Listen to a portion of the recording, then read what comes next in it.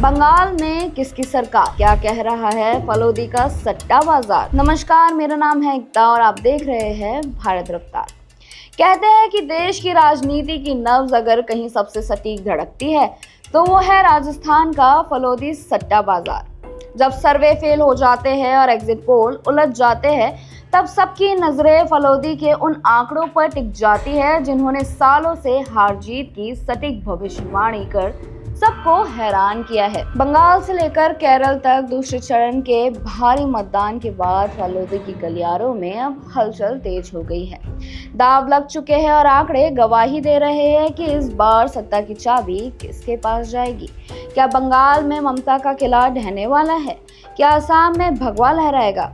आज हम आपको बताते हैं फलोदी के उन अनुमान के बारे में जिन्होंने बड़े बड़े दिग्गजों की नींद उड़ा रखी है। सबसे पहले बात करते हैं उस राज्य की जिसने पूरे देश का ध्यान अपनी ओर खींचा हुआ है, पश्चिम बंगाल। सबके दिमाग में एक ही बात चल रही है कि क्या इस बार बंगाल में कमल खिलेगा या दीदी फिर सीट ले जाएगी। आपको बता दें, बंगाल में दूसरे चरण के बाद जिस तरह से करीब 91% वोटिंग हुई है उसने सट्टा बाजार के गणित को पूरी तरह पलट दिया है। शुरुआती दौर में जहां टीएमसी को बढ़त दिखाई जा रही थी, वहीं फलोदी सट्टा बाजार के ताजा आंकड़े अब बीजेपी को 150 से 152 सीटें दे रहे हैं। मुख्यमंत्री ममता बनर्जी की पार्टी टीएमसी अब 137 से 140 सीटों पर सिमटती दिख रही है। दिलचस्प बात तो हाई प्रोफाइल भवानीपुर सीट की है। सट्टा बाजार में ममता बनर्जी का भाव 20 पैसे से बढ़कर 50 पैसे हो गया है। सट्टे की भाषा में भाव बढ़ना यानी उम्मीदवार की स्थिति का कमजोर होना होता है।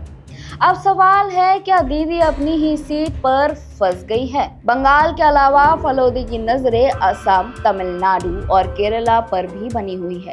भले ही वहां सट्टे का बाजार थोड़ा धीमा हो, लेकिन संकेत साफ है। जहां असम में सट्टा बाजार पूरी तरह से भाजपा और सहयोगियों के पक्ष में झुकते दिख रहा है। आंकड़ों की माने तो एनडीए को 98 से 100 सीटें मिल रही है, जबकि कांग्रेस गठबंधन महज 24 से 26 सीटों पर सिमटती नजर आ रही है। वहीं तमिलनाडु में सट्टा बाजार इंडिया गठबंधन पर भरोसा जता रहा है। यहां गठबंधन को 140 सीटें और एनडीए को 100 सीटों का अनुमान दिया गया है। लेकिन केरल में इस बार मुकाबला बेहद दिलचस्प है। फलोदी के आंकड़ों के अनुसार यूडीएफ को 80 सीटें और सत्ताधारी एलडीएफ को 7 सीटें मिलने का अनुमान है। यानी केरल अपनी परंपरा के अनुसार इस बार सत्ता परिवर्तन की राह पर दिख रहा है।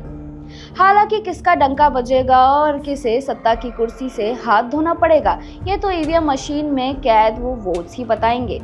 लेकिन फलोदी सट्टे बाजार के इस अनुमान ने सबके दिलों में खलबली जरूर मचा दी है। बाकी इस पूरे मामले पर आपकी क्या राय है और आप इस पे क्या सोचते हैं, हमें कमेंट करके जरूर बताएं। और इस तमाम खबरों के लिए भारत रफ्तार को फॉलो करते रहे। नमस्कार।